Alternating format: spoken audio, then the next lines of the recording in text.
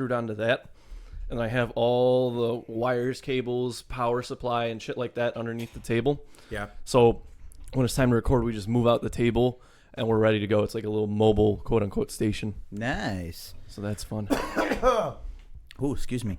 This is some good shit. That SPF stuff? Yeah, it's good stuff. Good shit. They have a 16 ouncer at the Sox field. Yeah. It's good stuff, man. They have that whole Goose Island area is fucking impressive. The whole thing. I love the Goose Island taps, the tap handles. It's Yeah. like the angry ass goose. I think that's fucking cute. Definitely cool. But yeah, because we went to the game, not maybe last weekend, or whatever the fuck that was. Yeah, last weekend, and it was good, man. It was good stuff. Other than the fact we got our ass kicked, but that's par from the course at this point. You know, not gonna get into that because it's just gonna make me upset. Yeah, and you're gonna get heated. Yeah, they're playing right now, and I don't want to bring that upon myself. Don't jinx it. But yeah, well, there's that. Let me go ahead and get the agenda ready to go, and then we can rock and roll. yeah, just about. Okay, that's done. You ready, Gabe? Oh yeah.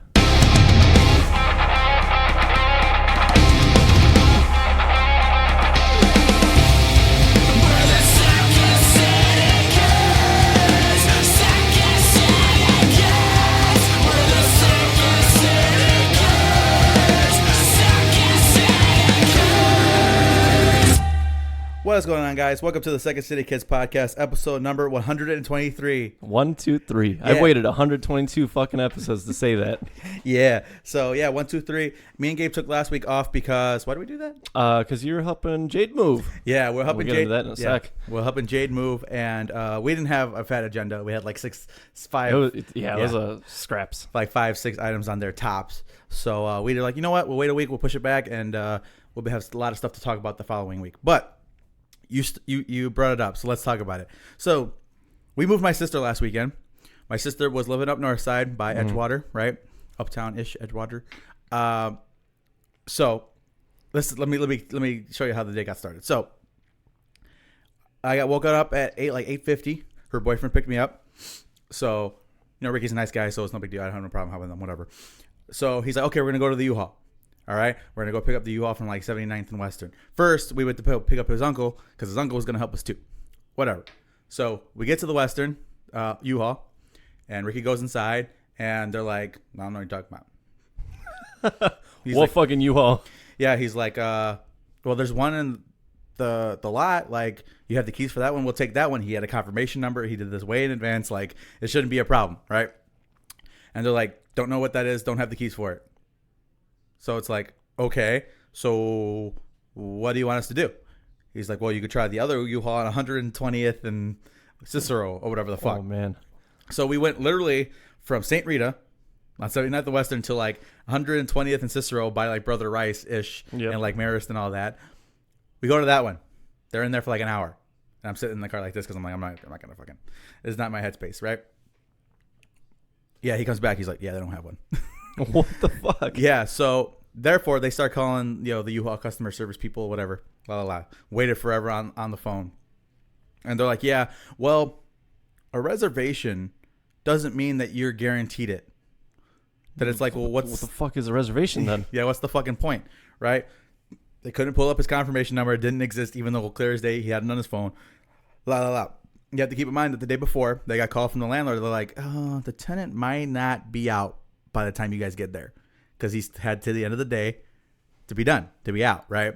But they kept on asking him repeatedly, is he going to be done? Is he going to be out? He's like, oh yeah, he's giving me the, for sure he's going to be out by like noon or whatever the hell, which is reasonable, right? Whatever. No, yeah, he's like, I don't know. We don't know yet if he's going to be out. So there was that. And on top of the fact they canceled his U-Haul like multiple times, he had to keep on setting it up over and over and over again. So this is what we did. We're like, all right, fine. We have a pickup truck and we have an SUV. Jay doesn't have that many big items, right? So we're like, you know what? We're just going to go. We're just going to go with what we got. We're going to head down there. We went to go pick up one of Ricky's, his brother-in-law. We're like, all right, we need your truck. We're going to make this happen. So got the pickup, got the SUV, drove down to LSD, Lakeshore Drive, right? Last week was the Gay Pride Parade. So it was fucking backed up this, so far back. It was like we were on LSD for like an hour and a half, right? Like once we got past Belmont, it was like straight, right? But after that, it was like at that point I was already like kind of fried. Like I was expecting to be done by this time, and to be home. We are just getting started right now. It's like 1:00. So we start packing up Jade's items.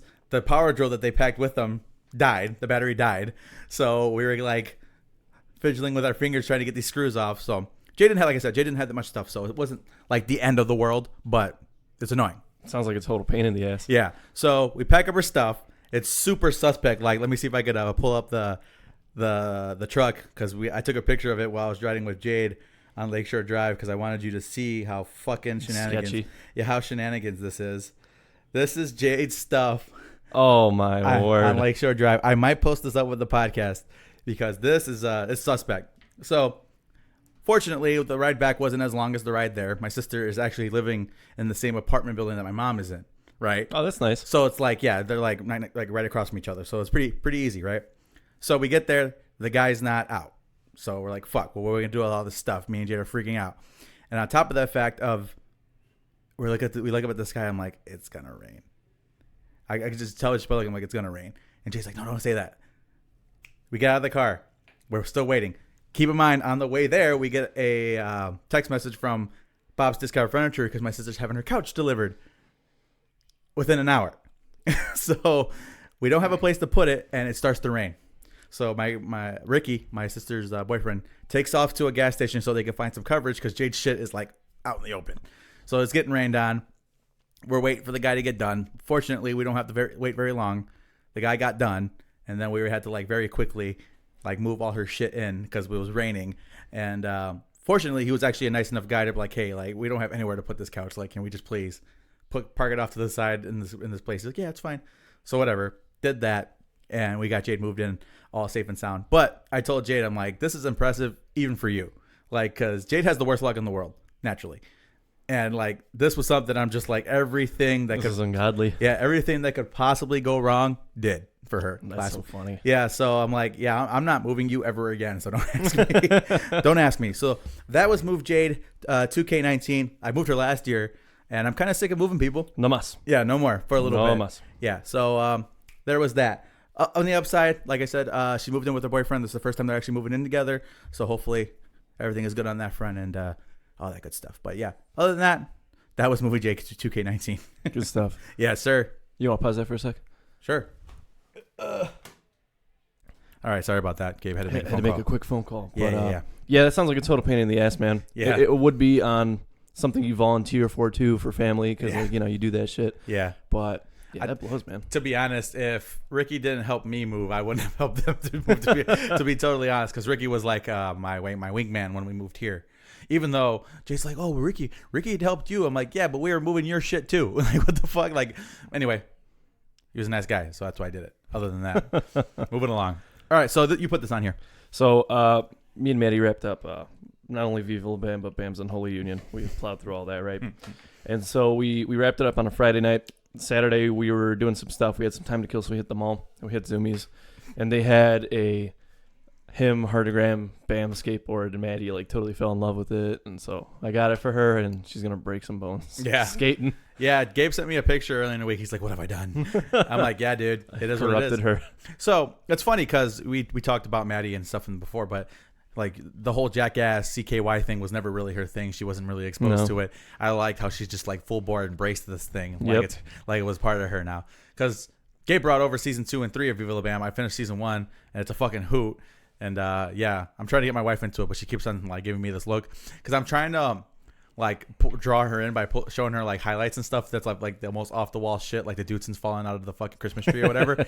And she's just like, I'm like, come on, dude. Like, you get a little bit of a reaction. You got to sell that a little bit because it was definitely funny. Good stuff like that. Or you want the stupid today, the stupid the short. He's like, same fucking thing. I got to get into that. But, so yeah, I like how she's fully embraced this whole thing. Yeah, she's 110% on board with all this stuff. And I'm like, get your own fucking thing. Stop Right. copying me. Right? But yeah, I just thought it was pretty funny. Hey, man, it is what it is. So let's do. So this category name has changed because I didn't know where to put one of these things. So it's movies, TVs, and books now because we don't have a dedicated book section. What's a book? What? Yeah. So, all right. So I this is something I saw. So we talked about, Robert Pattinson playing Batman or whatever. And I was like not on board like at all. I'm like, you know what? Comes out, I'm gonna skip. But they lured me back in because Andy Serkis, who is like the godfather of all facial animations for like characters, rumored to be playing Clayface. And outside of the fact that I want to see a Clayface, I've been wanting to see Clayface for a long time. He's a good actor, and I like his shit. So, if this is true, I think they've lured me back in. What do you think? Andy Serkis is the man of many faces, and Absolutely. I don't think we should judge based on cast. But that being said, if it comes out to be a good movie, you know? Yeah.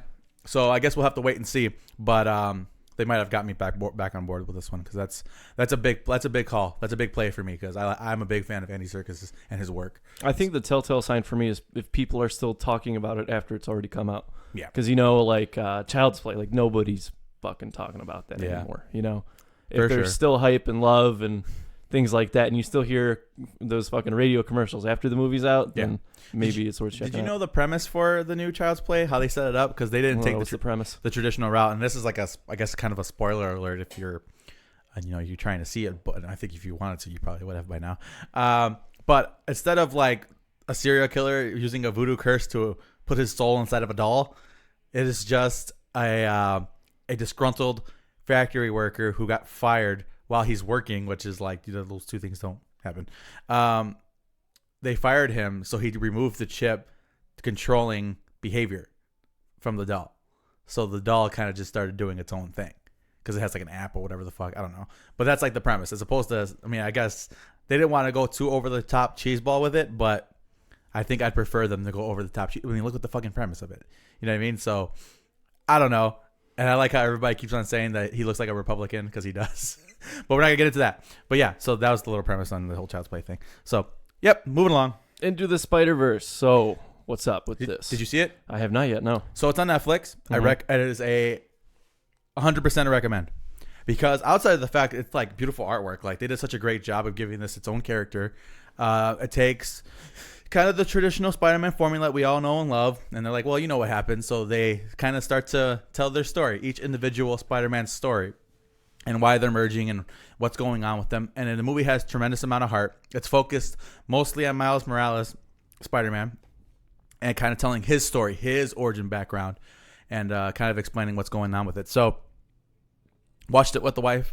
Like I said, beautifully animated, looks great, good music, fantastic musical selections. Spider-Gwen looks dope as fuck. Spider-Gwen, it is what it is. And it was just a good, funny movie. Did a great job at kind of establishing this multiverse thing. And shit. When did it come out? Did it come out last year? Or did it come 2016, I believe, end of 2016. It did not come out that long ago. Maybe 2017? No. Into the Spider-Verse? That just came out. I feel like. Hold on. Let me Google this real quick. Sorry. We need answers. It had to just come out. Is time going faster, or are we just paying less attention? Oh, so it came out last year. Okay, so you're right on that. Late last year. So, I think if I would have saw it before the year was out, it would have been made my list. Yeah, for top movies of the year. Yeah, it was a really, really fucking good movie. So, would you put it right under Halloween? Yeah, because like I said, it was really funny, really colorful, and they told a great story. So, if you're into Spider-Man, you're gonna love it. Arguably one of the better Spider-Man movies that exist. So, there's that. I'm trying to see Spider-Man tonight, the new one. I'm trying to see that tonight. We'll see what happens though. But yeah, Into the Spider-Verse, really good. I recommend it if you haven't seen it. Good stuff. Check it out on Netflix. Next. So we got the trailer for the next Jumanji movie. Yeah, we dropped. did. And that trailer is something fucking else. Yeah. So here's the basic premise. We still got your basic characters. It's Kevin Hart, The Rock, and all the other people I can't name because I'm so terrible. Jack Black and the woman. Yeah. Except this time there's like a weird body swap going on here. So you want to walk us through this body swap? So yeah, in the original movie, the Spencer, the main character, was played by The Rock, where he was The Rock in the video game, and the pretty chick was the fat guy, was Jack Black's character. The awkward girl was the hot spicy chick, and oh my God, Kevin Hart was by the big black kid, right? So like you said, a little bit of a role reversal because we don't really know where the main kid went because he was like into the game, and then we don't really know what happened. But Danny DeVito is playing Rock's character, which is fucking fantastic. And oh my God, which Glover is it? What's his name? Donald Glover. No, I thought, isn't that his son? Who are you talking about? The old guy, the old black guy. What's his name? Is that Donald Glover? I thought his son was Donald Glover. We've hit another brick wall. Yeah, sorry. So him, the older black gentleman who was in Lethal Weapon, he is playing Kevin Hart's character. So, like you said, a total kind of flip on the head because Danny DeVito's kind of playing this big hulking The Rock, you know, and he's like, Danny Glover. Danny Glover, thank you. See, told you. So yeah, this whole thing is kind of flipped on its head, and the characters that we're playing last time aren't the characters they're playing this time. So everybody's all fucking discombobulated and confused.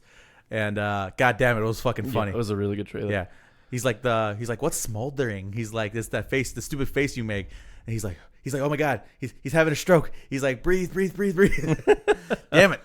Man, I'm excited for DeVito. I think he's a fucking phenomenal actor. Yeah. Him simply being in control of The Rock, I think is fucking hilarious. It's gonna be real good. I mean, I stand by this, man. The last Jumanji was such a fucking gem, and that I feel like nobody really talked about it up front, but everybody after a while was like, wow, that was really good. It had no right to be that good, and it was really, really good. I think with this kind of refresher in this IP, I think we're going to see some love and perhaps some good stuff come out of the series. I don't know how many movies they're planning to do and all that stuff, but I mean, from what we've seen so far, it's going in the right direction. Absolutely, and yeah, who would have thought that the fucking Jumanji would have been one of the IPs that they brought back? We're like, wow, that was really well done.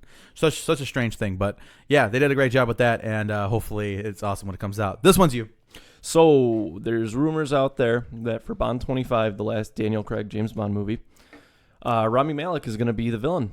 Ooh. So he played, in the most recent movie I saw with him, he played Freddie Mercury in Bohemian Rhapsody. Yep. I am 110% on board. This kid has a lot of good acting potential, and I think he'll make a phenomenal villain. I wonder what angle they're going to have him come at. That's like the intrigue, because it's very important when it comes to Bond villains, because you have kind of the sly, like, intellectually superior kind of villains, and then you have kind of the same kind of physical equals kind of villain. So I wonder where he's going to be on that front. I think he's going to be like this Silva kind of villain, where he's like overwatching and looming kind of in the background the whole time. Okay. I know Rami Malek's policy is no race or religion, so I'm sure they're not going to take that angle with his villain, because that's like one of his contract things. He's like, no takes on this or that.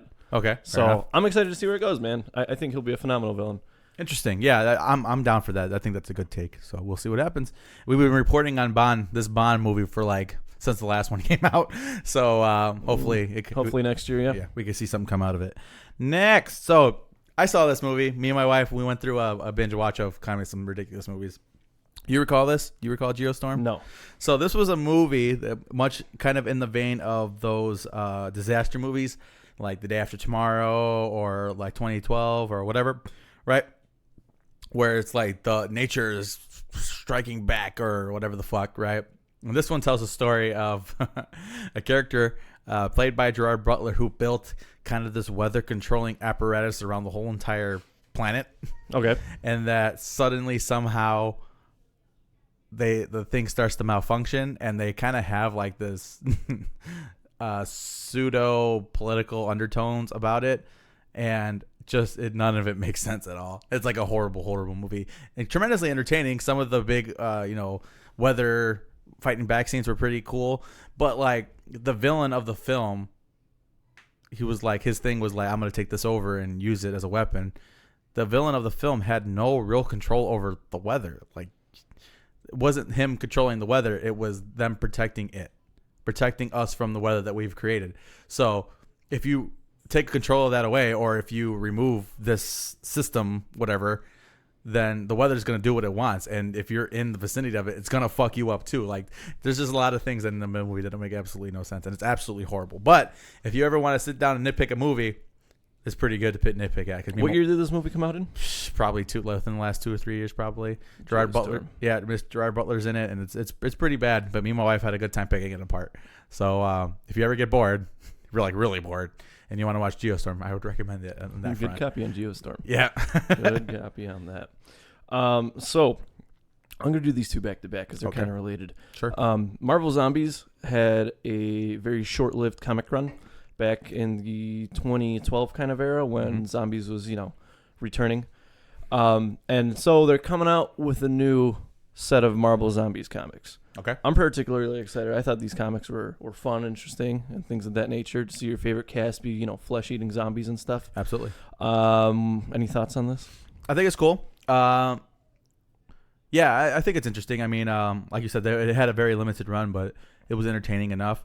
I never dove too deeply in it, but I always liked the artwork. The artwork was always well done in all the books that I saw. And did they have any particular reason why they're bringing it back, or they just said, fuck it, let's do it? I think they just said, fuck it, let's do it. And so the second thing is kind of related in a sense. So for the next episode of the Exploration podcast, we're covering the zombie genre as a whole when we're talking about that. And so part of like our research process is to go in and sometimes consume the media that we're going to be reviewing, right? So we knocked out Dawn of the Dead 2005 because that's like one of my favorite zombie movies of all time. And so we rewatched it and I was like, damn, this movie aged really nicely. Like this is, granted, it's not your full 4K fucking movie experience, right? But it's continuous. It makes sense. The fucking casting choices are great. Zack Snyder's behind the directing. James Gunn wrote the screenplay. Like you have all these like creative minds behind this essentially zombie movie at the end of the day that's blood and guts, and it's just so well done and things of that nature. I don't know, I just really appreciate it. When's the last time you saw this movie? The 2005 version? Yeah, the 2005 Shit, version. Man. It's been a long time. I might have to sit down and watch that again because I did enjoy it. I remember that. But yeah, it's been a while. I just prefer the original. No, I totally understand. But yeah, that's definitely interesting. Really, James Gunn wrote it? I didn't know that. He wrote the screenplay. Yeah. I knew Snyder directed it. That's interesting. Who would have thought? Yeah, because I saw the credits go up and I was like, oh shit, James Gunn wrote the screenplay. Yeah, he is definitely a guy that I think a lot of people are like, wow, that thing that I've liked for the last 10 years, he wrote that? He was involved in that? The guy who did Guardians of the Galaxy? Yeah. Yeah, so that's interesting. Real quick, I want to fucking hype up your podcast a little bit because we haven't really talked about it previously. Gabe has had a new podcast with another partner called the Exploration Podcast, right? Yep. And it essentially is taking lore from different mediums and you guys doing kind of a deep dive research and kind of talk about it. Yeah, absolutely. So that's Gabe's new project. It's fucking fantastic. I've listened to almost every episode so far. Thank you, sir. And Gabe scripts these things out. Like it's not just us shooting the shit. Like, well, it's a very different format because here we toss up stuff and it's very conversation pieces. Yeah. For that one, we sit down twice a week sometimes and we say, "Here's what we're gonna cover. Here's what we got to do." It's like very like essay-ish, but I think it comes out natural enough to where it's not like totally rehearsed. Yeah, rehearsed, if that makes sense. Absolutely. And he's done Borderlands. You've done Killer Clowns from Outer Space. You did, what else did you do? We did an episode of Halo's The Banished. Halo, okay. What was that, 3 episodes? Yeah. And then we got one more out there that I can't fucking remember. Yeah, me either. Oh, shit. Yeah, so with that, I kind of wanted, since I knew that we did Jet Set Radio. That was Jet Set Radio, yep. How does it feel to be the kind of the captain of your own ship at the moment? It's good, man. I feel like the engineering aspect of it isn't hard. Like I know the equipment, I know the software, all that stuff. That isn't too hard to master once you get past that first initial phase. Yeah. But it's simply the fact that like we don't crank this out every week or try to do it every week like you and I do. It's one of those where we got to sit down and we got to be like, fuck, what are we writing about this week? What can we do that's interesting? This and that and that. And I feel like we're always kind of pushing ourselves to make the latest episode more interesting than the last. Mm-hmm. And I feel like that's where the struggle comes in because sometimes I'll come in from one angle and my co-host Greg will come in from a totally different angle. And I'll be like, well, I want to do this. And he'll be like, I'm not following or this and that. And then we got to like, sit down and kind of figure these things out. But it's good. I think he's the same level as you. We're very good creative partners. And once we sort out the kinks and stuff, it's a very nice thing. Absolutely. So I just wanted to give that some love because I do enjoy the project and all that good stuff. Thank you, sir. Keep it going. Keep it going, buddy. All right. So the big one. Yeah. The big one. So arguably one of the bigger summer releases, I'd say. Yeah. One of the bigger summer releases. One of the most interesting IPs of the last probably 5-6 years. Stranger Things has dropped a brand new season on Netflix, season 3. And I don't know what angle you want to come at this about. Do we want to give like overall thoughts? Do we want to talk about in depth at first, or what do you want? Well, it's still the weekend technically of its release, so we should do spoiler free for at least another week or two. Yeah, and then come back around to it, do maybe a full review. I want to start this off by saying, Stranger Things I didn't expect to be involved in it like that. We just kind of came across it when it dropped the first season. me and Maddie started watching, and then boom, in one night we wrapped up the whole season. It was one of those like, holy shit, did we just really watch 8 hours of Stranger Things? Yeah. And so we were like really excited. We thought it was a good story, blah blah blah, and they chose to continue it. And season 2 came out. Season 2 is when I started feeling like they're gonna try and milk this property. And season 2, to me at least, felt very forced. It wasn't of the same quality as season 1. It wasn't bad, but it wasn't. It was definitely not as well thought out as the previous season. In retrospect, season 2 does a lot of setup for season 3. Yeah, and that's kind of where I got to give it some, respect points, if you want to call it that, right? So season 3 dropped this week on the 4th of July, which is a weird time to drop essentially a horror franchise, right? But whatever. And we plowed through it, and my general thoughts that I've been telling everybody who's asked me how I liked it, I was like, it is on par with the quality and the writing of season 1. Mm-hmm. The only noticeable difference is that this is a different flavor. This is perhaps a different meat in your taco, if that makes sense. Mm-hmm. But it is of the same quality taco, and it is just as satisfying, if not more satisfying, in my opinion. Absolutely. As we were going through it, I cannot tell you, like, one of the biggest things about the show and that I enjoy the most is just how fucking well it's shot. Like, there's shot after shot. I'm like, wow. Like, gorgeous. Out loud, I'm like, wow, what a fucking shot that was. And they just did a great job with the cinematography. Everything looks so fucking beautiful, so crisp. They really do a great job of establishing this little shithole town in the middle of Indiana. They do a great job with that. And I 100% agree. To me, that's because me and Adrian got into it last night, and I'm like, okay, we got to stop because this show has a hook, and once you're hooked, you're not going to stop. I'm like, I think if we stop here, this would be a good time to pick up tomorrow morning. And we finished it. And, man, like I said, I think I like it a little bit more than the first season. The first season did a good job kind of establishing these characters, but at this point, we love these characters. You know these characters, and you want to see them get through the whole ordeal.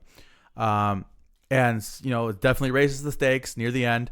It kind of incorporates this new element, kind of this spy espionage kind of thing with certain characters. And my favorite thing about the Stranger Things formula, and it's something that's happened every season, is that throughout the season, every characters group off and like do their own thing. A very Scooby-Doo kind of approach. Yeah, they do let's split up gang. Yeah, they do their own thing. They're looking at the same issue from different angles and trying to figure out their portion of it.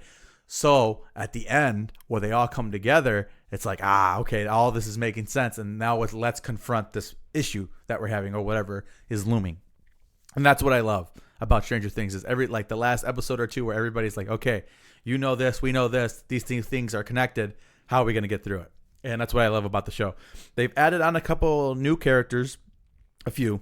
I mean, they had they had a couple of characters that you're like, okay, that's cool. And I love as it's going on, especially from the Hopper point of view, where like everybody, like once they start talking about like realizing that what they're talking about is connected to everything they've gone through before, everybody has this kind of look in there like, fuck this shit again, right? And they did a great job. All the characters are fucking awesome. I love the relationships between these kids. I know how they're dating, but they're like trying to figure each other out because they're young teenagers and they don't know anything about the opposite gender and all that good stuff. Overall, it capped up an extremely satisfying season. They did a great job. Beautiful ending too. Yeah, absolutely beautiful, absolutely phenomenal. And I'm really. Did you stay? Yeah, I stayed. Okay, make sure you watch the post pseudo credits. Because me and Adrian, I'm like that. Because usually there's always a hook for the next season. Yeah. The first season he was spitting out the slug. The second season there was the fucking thing looming over the arcade, and I'm like, is that it? Like, there's no thing. And then it started to do its thing. I have some thoughts about that scene, but we'll get into that maybe during the full review. But if you need an excuse to watch it, take this as it. Yeah. I'd say that Stranger Things is probably Netflix's best and biggest original property. Absolutely. And I feel like at least for this season, there wasn't like all this crazy fucking marketing like for the second season, because there's a big push towards the second season. But now I just saw they had like a Dunkin' promotion, and I seen a couple pops come up. That was it. Yeah, I definitely agree with that. The hype, I think, has died down just a little bit, but I think that's perfect because in this season in particular, I didn't feel like there was any filler at all. No, it was all good quality content. Everything was 100% important and relevant to the story that they were trying to tell. Well, last season, you kind of feel like, okay, now they're kind of going through the paces. This season didn't have that. Everything was important. And that's what I love about it. I think they did such a great job. And I'm going to have to do another watch because it was just fantastic, man. The music is so fucking good. So good. Love that 80s synthwave stuff. So good. And even the music that they used, like incorporated with the story, like the actual music that were hits at the time, and how it's all relevant. So good. It's so well. So good. Lots of well shot scenes, as you mentioned, and overall a good watch. So check it out if you're into that kind of stuff. And I will say, last thing, that the final boss is probably the best final boss we've had so far in the whole series. So I'd say so as well. Yeah, it's pretty dope. So that was Stranger Things season 3. It's dope. All right, let's talk some games. All right, cool. So I got 2 Call of Duty things on here that Gabe put on the docket. Weird, right? Strange. So the first one, there was some news that came out from inside Activision in regards to Black Ops 4. As we know, the game launched with no campaign mode, and that's how it was marketed. Yeah. That, hey, this doesn't have a campaign, but we have these 3 things. Yeah. Apparently, some disgruntled employees said that there was like almost a full-fledged campaign written. There was some like assets and stuff, and then Activision said, no, fuck it, we're not doing it. It's not I don't know what the exact term they said, but it essentially it wasn't fun, quote unquote. So there was a campaign for it, and there was all this stuff, all this effort and love and time, most importantly, put into making a campaign, and they scrapped it apparently last minute. And so that's the way from day one since Black Ops 4 was announced. They're like, hey, this is no campaign, this is just all the good stuff. I think that's a bit ridiculous. If you want more information on it, Clean Prince Gaming did a really good cover, just analyzing the whole issue and all that stuff, and he has some really good talking points in regards to it.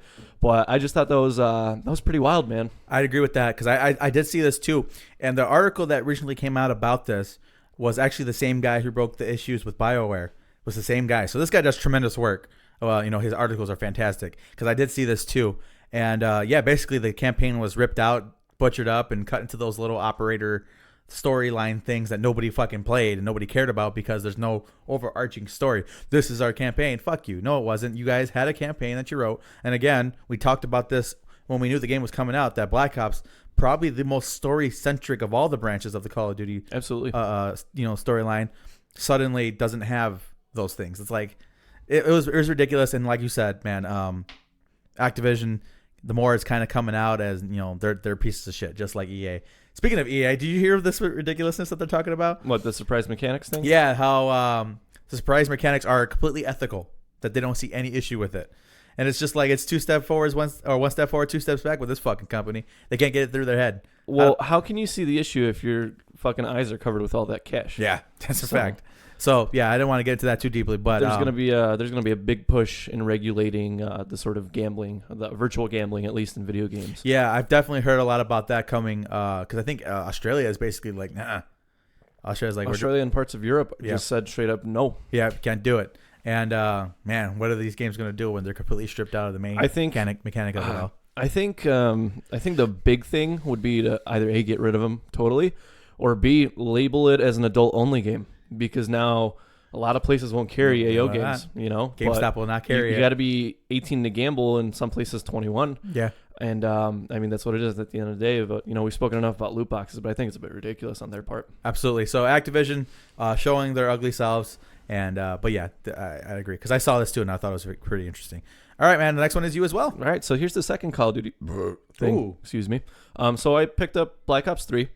Because it was on sale, and my buddies were like, well, let's find another game to kind of play. And I was like, all right, sure. So we bought that. We bought Zombie Chronicles.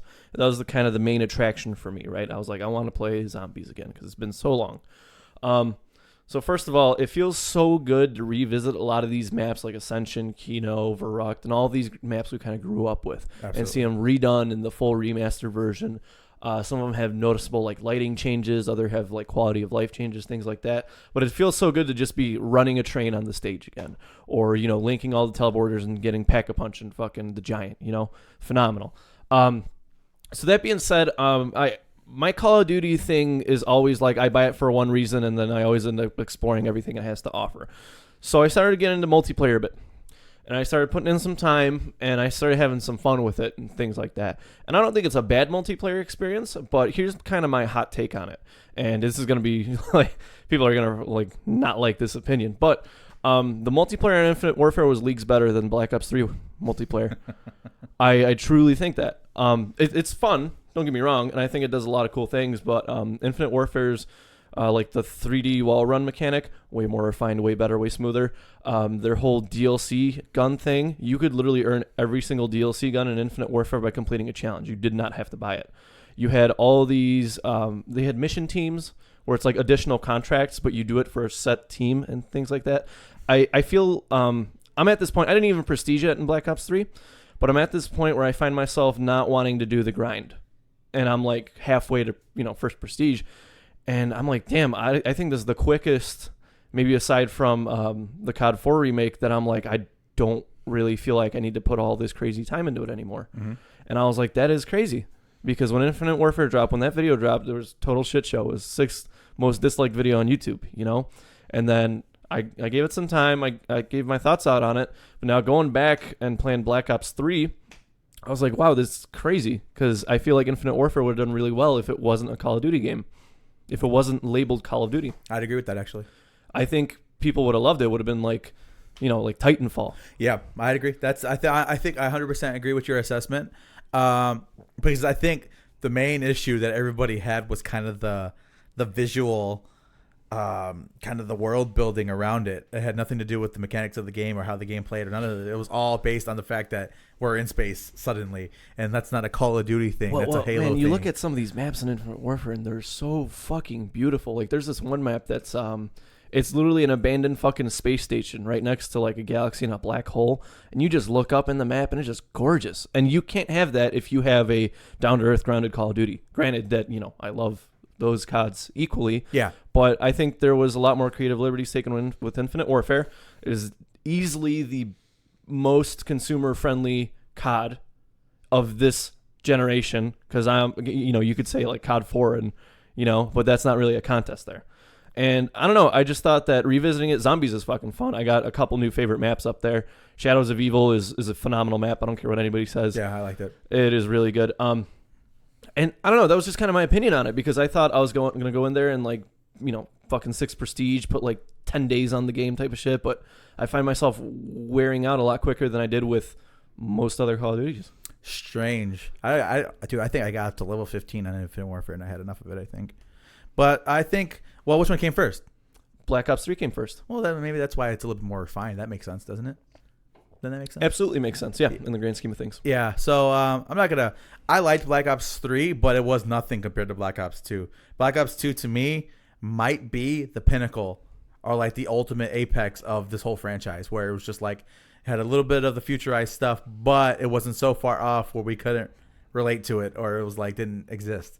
And because that game was set in 2021? Yeah. Or like 2030 maybe? Yeah. Somewhere around there. And they had technology that you're just like, oh, that's futuristic, but it's not crazy, completely far-fetched. To me, Black Ops 2 is the pinnacle of all of that. That's just my opinion on the matter.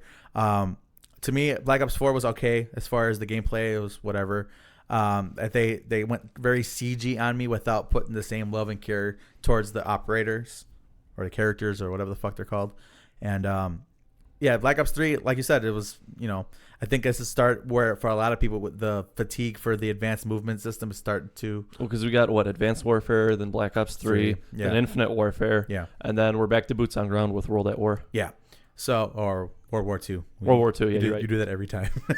But, no, you're right. And, yeah, man, I enjoy Infinite Warfare. I love how you just like, you know what?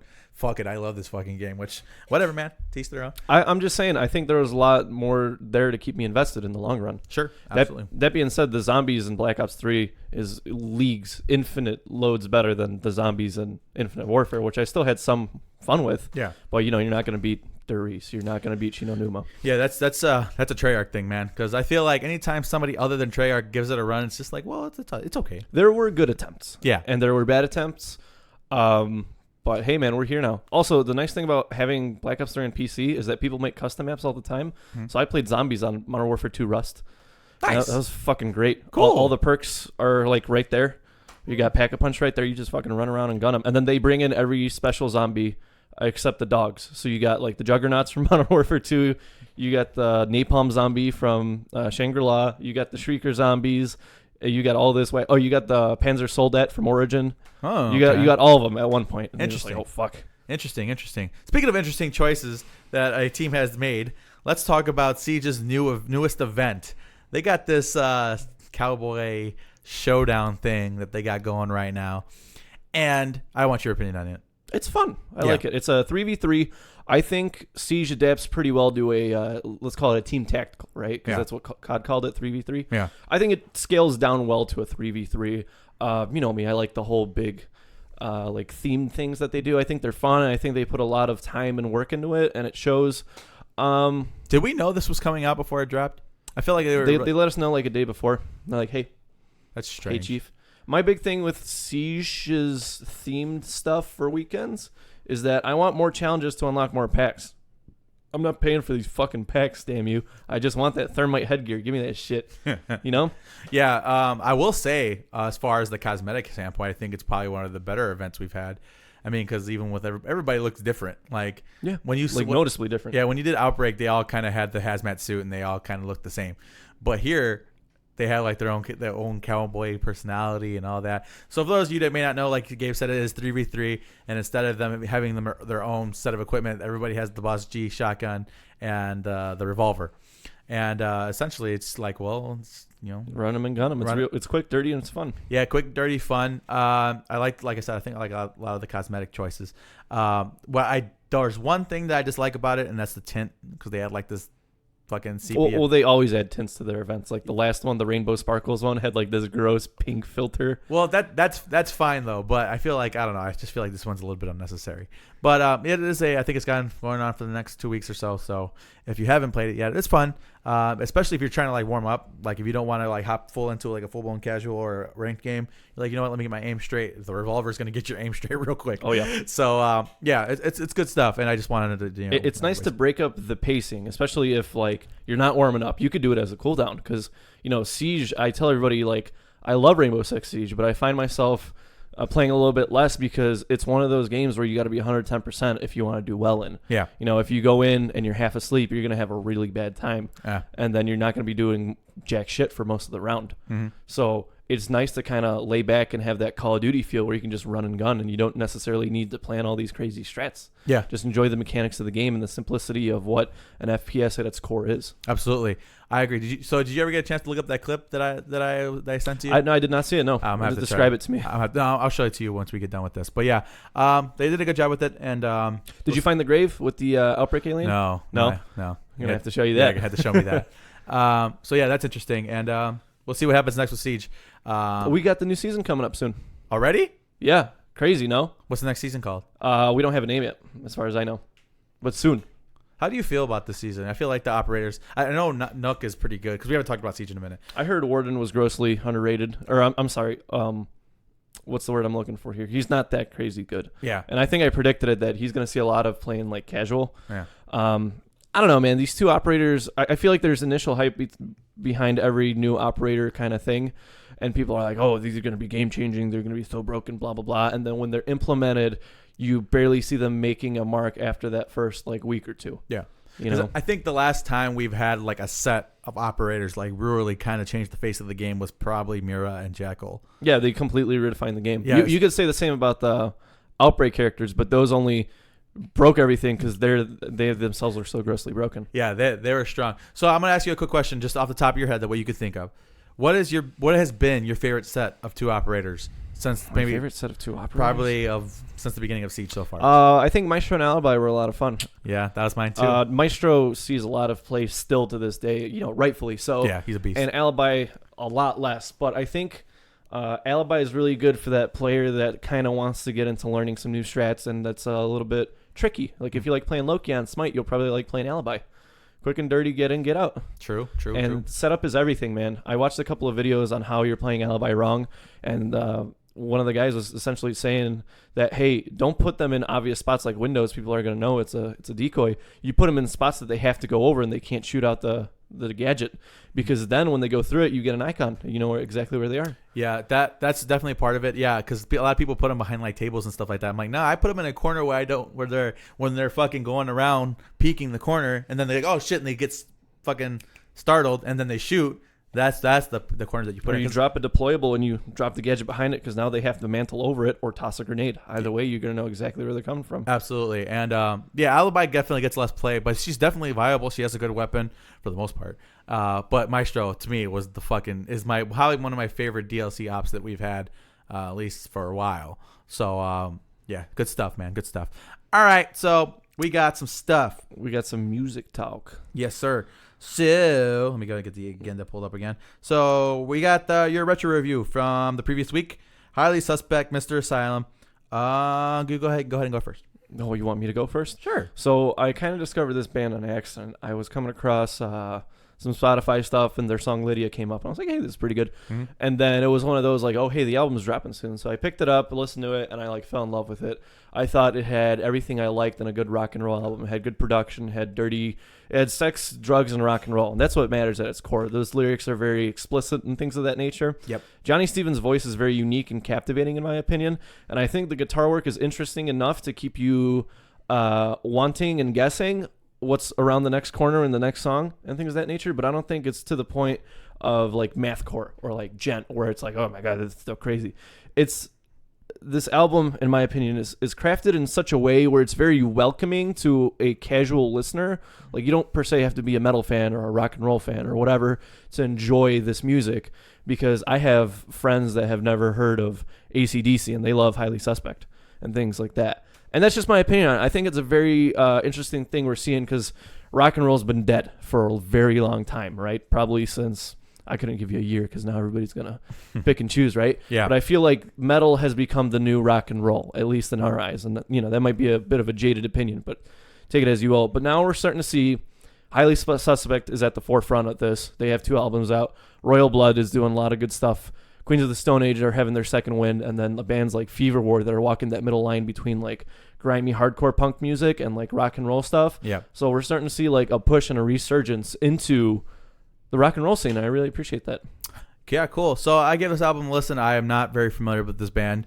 It was Gabe's recommendation, and I listened to it. And overall, I will say that it's a pretty well-crafted rock album. Now, not necessarily my flavor, because, Gabe said in the past that I have a very particular flavor. Not exactly mine. But overall, I can't really name you like a standout track, but what I can tell you is that every song seems important. Everything is well put together.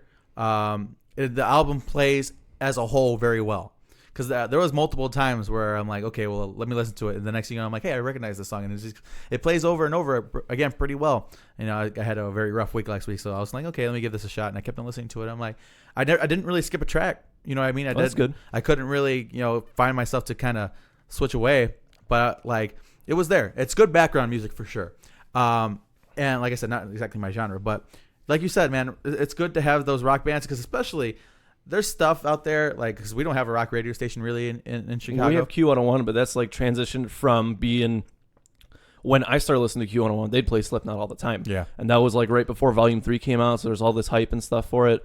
And they transitioned from doing that into doing like more rock stuff, and now they're just doing the alternative stuff. Yeah. So we don't really have one, so it's kind of hard for us, and for me, because I don't listen to the radio at all anymore, to be exposed to kind of the more recent rock stuff. It's kind of hard to keep track. I find myself, and this is another interesting take that I'm going to have after this before we get into the next topic. I find myself getting more into the synth pop stuff with rock elements more than I find myself listening to rock radio. So you like that 80s kind of fuzzy guitar and keyboard? A little bit. I mean, I got stuff like Billie Eilish. She has influences of rock in her shit, whether people want to acknowledge that or not. And Halsey, I've been getting into her. She has rock elements in her shit too. So that's kind of like the big... Fun fact, Halsey had a 100th quote for her senior picture. Yeah? Did she? Yeah, she's a hardcore kid. Yeah. So I find myself kind of leaning towards that when it comes to radio stuff. But overall, it's a pretty good album. It's not bad. I don't know how many times I'm going to go through it, but I'm sure it's something like my wife would really love if she got into it and stuff like that. But it's not a bad album, and I think it was a pretty good recommendation to kind of expand my horizons a little bit. I think it's important to note that I don't want to say this is the pivotal album that's going to bring back rock and roll, but I think it's important to point these things out, because as far as I'm concerned, this is the most interesting piece of rock and roll music that's come out in the last 5 years for me. And it's actually just going on 4. It's going to be 4 next week. So, I don't know. That was just kind of my opinion on it. Alrighty. So, I'm trying to contemplate here who I'm going to do for our or my turn this week, and I'm going to do it. I've decided that I'm going to force you to listen to 1,000 Suns by Linkin Park. Cool. I want you to listen to the album, hold it totally in full, and I want your opinion on it. Are you familiar with it? Relatively. Okay. I never did like a deep dive or an extended listen, but I think this would be a good opportunity for you to do it. Do you want me to wear a blindfold when I listen?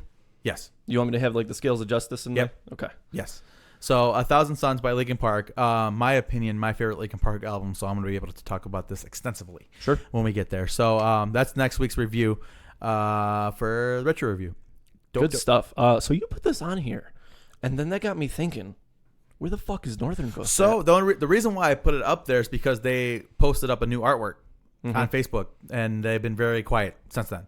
This is about a week ago that they posted it up, and it's just like this yellow hue looking thing with some squares in it, and everybody's like, where the fuck? Those chickens are up to something. Yeah, what they're trying to. Everybody's trying to figure out what they're up to, and I was just trying to get your opinion on it. I mean, they've been pretty kind of radio silent on what they've been doing. Because we have two things we need to cover here. First of all, Northern Ghost is at the forefront of that new wave of the Holy Trinity, where it's Bad Omens, Thousand Below, and Northern Ghost. Those are like our forerunners for this next wave of metalcore and metalcore influenced music, right? Yep. I love their shit. That album, the last album they dropped, their first debut album, it still holds up greatly, and it was 3 years at this point? 3 years old? Something like that, yeah. That is fucking Northern Ghost. Now we need to talk about the thing that nobody wants to talk about when a band goes quiet. When a band goes quiet for a while, there's two things, right? Either they're working on new stuff, or there's turmoil in the band. Mm-hmm. Because when Vanna went radio silent, you pointed it out. You're like, it's been a while. Yeah, it's been a little long. They had their tour, their headlining tour, and then they got really quiet. And like I said, I pointed out, I'm like, I don't like that. I don't like how quiet. Yeah. I don't like how quiet they've gotten. And so I think this is a band that's just starting to get a taste of the lifestyle. Really, I think they're gonna blow up, and I think if they put in the love and work, which it appears that they're doing so for this next album, because they've been quiet for a little over a year now since their last tour. I think if they treat it with the same respect as they treated the first album and all that stuff, I think they're only going to go up from here. Yeah. I'm excited to see. I like the fact that I feel like, especially in this scene of music, that a lot of bands fail to take the time necessary to polish off their product.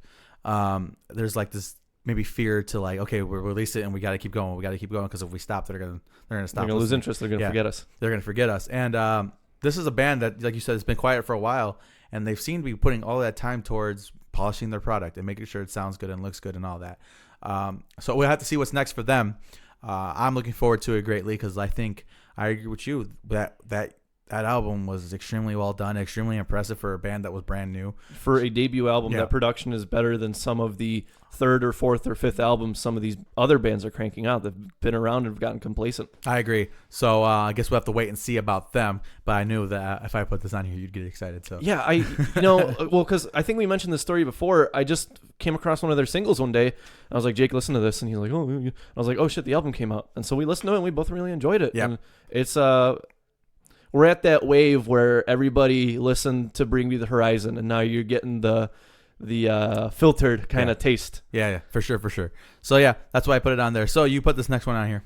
Oh boy, I got to look at this next one real quick. This next one. Okay, so you ever think of something really good and you're in bed and your eyes are closed, but you're like, fuck, if I don't write this song, I'm going to forget it? Yeah. You ever had that? This was me and this. I don't know how this thought came across my head, but I was like, there's got to be songs out there that regardless of the genre, you should listen to, right? So even if, let's say, I know we're both rap fans here, but let's just say we weren't. I think there's a couple of songs out there that, like, even if you don't like that style of music, that production and all that good stuff, you should still listen to it because the quality and what it did to change the scene or tell its story, whatever it may be. Do you have any of those songs off the top of your head? Not necessarily like rap, but anything in general. So as far as songs that you just like, just because it's a good song you have to listen to, I think, not from our perspective, but if you are a fan of music, when Bohemian Rhapsody comes on, you stop what the fuck you're doing and you listen. Yeah, you listen to Bohemian Rhapsody. I think Nothing But a G Thing, if it comes on, doesn't matter if you like rap or not, you like that fucking song because it has such a good fucking funk to it and soul. As far as anything else, man, I don't know. Because I feel like stuff that's classic to me may not be classics to other people. So I would have to kind of step out of myself in that regard to kind of establish kind of a thought process on it. Absolutely. So Bohemian was the second song I thought of. My first go-to was Immortal Techniques, Dance with the Devil. Mhm. That song is ridiculous. Have you heard it? no, You sit down and listen to that. That song will send chills down your spine, and that song will ruin you yeah. because it is that fucking good. Dream On by Aerosmith. Dream On, another good one. Yeah. I think if we took some time to think about these, I'm sure we could come up with a whole list. But that being said, man, like, you know, we don't really dip into the country stuff. We don't really dip into this or that. But there's always something in there in those genres that you can come across and like. You know what I'm saying? So go out there and listen to some shit, man. Hurt by Johnny Cash. Oh, my God. Yeah. You ever watch that video for that? Yep. It'll fucking break your heart. It is ridiculous. Yeah. You ever hear the 100th cover of Hurt by Johnny Cash? Yeah. Really good cover, too. Yeah. So, so that's interesting. It would definitely, maybe we'll put some thought into it. Maybe put a little list together between me and you. Yeah, Try absolutely. to figure this out. But yeah, man. So, what was I going to bring up? There was one more thing I wanted to bring up before we signed Music out. stuff. Yeah, there was one more thing. Fuck. Shit, I forgot. I'll probably remember it. I'll put it on the agenda at some point. Good copy. So we got that going, and I think that's the episode. Yeah, man. So you got anything else? I had this thought swirling around in my head, and I think because you and I like very distinct and different types of hardcore, metalcore, punk music. So I was thinking we should settle down and do an East Core versus West Core, because you like that West Coast shit and I like that East Coast shit. And a lot of my favorite bands are from the East Coast. Speaking about favorite bands, I'm going to go see Every Time I Die play on a fucking boat. Yeah, man. So let's talk about that real quick, because Every Time I Die always comes up with all the fun shit that you wish bands would come up with. Every time it's like, well, fuck it, let's do it. This is the third year in a row that they've done the boat tour. That's crazy. And it's a 3-hour set on a boat that has catering and in a bar. I think Every Time I Die is just in this position where they don't give a shit. Yeah. They literally toured with Fall Out Boy last year. They're opening up for Coheed and Cambria and then Mastodon. That actually sounds pretty fucking sick, though. And like, you think of all these things that Every Time I Die has done with, their 20 years of bullshit. And it's incredible to me because these guys, they don't care. Their name doesn't have to be the top one on the placard. Well, if, Buckley's doing it, he's the one designing it. So yeah, shit out of luck. But anyway, like, you know what I'm saying? Like, they don't care, man. They're just out there for that grind, and it's paying off because they have, look at me, for example, right? 3 years ago, I knew like an Every Time I Die song. Low Teens came out, totally absorbed, changed my life. I went to Buffalo in the fucking middle of winter to go see him, and now I'm going to New York. True. And I think they have such a good loyal fan base, they can get away with shit like this. Where did Every Time I Die come from you? Like, it didn't come from me, right? It didn't come from me. No, it did come from you because you said we were at Warped Tour, and you're like, hey, this is Every Time I Die. I was like, all right, cool. And I listened to some of the stuff, and I was like, what do you recommend I go home and listen to? And you're like, oh, go listen to like Werewolf and this and that. And I was like, okay, good copy. And then it started off slow, and then before you know it, boom, like a dozen Every Time I Die shirts, like all these fucking wall decorations, this and that. Interesting. So you're welcome. But anyway, yeah. So next week, actually, we do have a little bit of a fun kind of a thing coming up. Are you going to Disrupt? Are you going? Oh, shit. That's next week, ain't it? That's Friday. That's Friday. I will have to let you know about that one. Because I'm going. I'm going to be there. Good stuff. They posted the set list or the set times, and I'm so stoked because I don't have to be there till like 2 because I don't give a fuck about Juliet Sims or what the fuck else they got going on. But Trophy Ice plays at 2:30, so I'm like, you know what? Nice. They're going to be good live, man. Yeah, I bet. So I'm going to go. I'm staying the whole thing. Sum 41 doesn't hit the stage till 10:15. Oh, man. So, and used as headlining, right? Using a trio? No. Yeah, the Sum 41 is headlining. Sum 41 is headlining. Yeah. So 10:45. Wow. Yeah. So you're gonna be there till like midnight. Yeah. So it's gonna be a good show though, because my sister, because I'm going with my sister, she's like, "Are we staying till the end?" I'm like, "Well, Sum 41's like 21% of the reason why I want to go." So yeah. What an oddly specific number. Yeah. Well, we may not have Warped Tour or a true Warped Tour around this year, but we'll get sunburnt like there still is. So I have a theory. What's your theory? My theory is that the reason why Monster didn't do their own thing this year is because they're still committed to the Warped Tour. They're doing those festival dates or whatever the fuck. They have their own stage or whatever. So I'm thinking next year they better fucking come out with something because I'm gonna be pissed. I'm telling you, man, Hunger Games style. All right. You have your record labels throw out 2 or 3 bands of pop, put them in a fucking venue, and just shred all day. Amp versus amp, like fucking Scott program. Yeah. Think about how cool it'd be to see like a couple bands from like Sumerian Records go up against a couple bands from like Rise Records. That would be pretty cool. Yeah. That would be pretty cool. All right, so that was the Second City Kids podcast, episode number 123, and we'll be back for next week for 124, and I will have that Disrupt Festival review. I don't know if Gabe will, but we'll find out. We'll find out. Tune in next week for the podcast to find out. But until then, folks, goodbye. Deuces. I don't want to change the thing. Deuces.